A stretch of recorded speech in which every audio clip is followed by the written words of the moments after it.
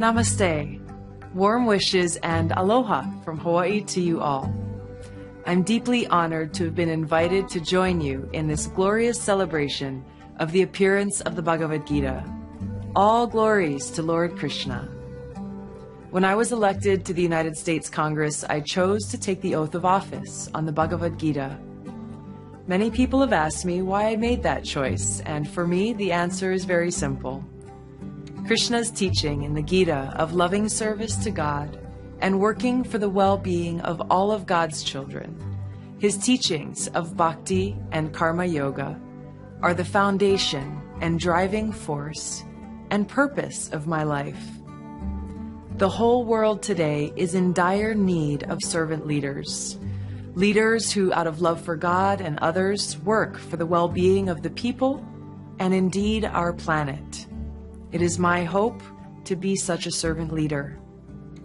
Since I was a child, the teachings of the Bhagavad Gita were intricately woven into the very fabric of my life by both loving parents and spiritual teachers. The soothing, enlightening, and beautiful words spoken by Sri Krishna in the Gita became an inseparable part of my everyday life.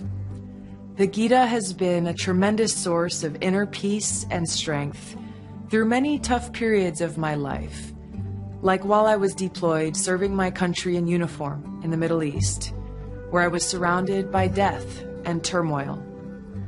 In the camp where we were based in Iraq, there was a giant sign at one of the gates that read, "Is today the day?" That sign was a constant reminder to me and to all of us that today could be the day that I leave this world. Seeing friends of mine, as well as people who I didn't know personally, killed in combat and the destruction caused by war, reminded me of the temporary nature of these bodies. This allowed me to remember and contemplate upon the truth of my identity and to hold the Lord close to my heart. Some verses in the Gita that I turned to during these difficult times were, "That which pervades the entire body you should know to be indestructible. No one is able to destroy that imperishable soul.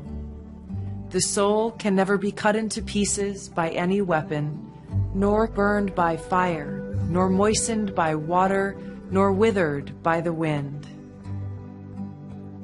In the midst of the hell that is war, I found great comfort and shelter in the Bhagavad Gita's message of the eternality of the soul and God's unconditional love. The Bhagavad Gita is not just a scripture for Indians or Hindus. It's a scripture for all of mankind. Its transcendental message is now being appreciated by millions of people of all nationalities all over the world.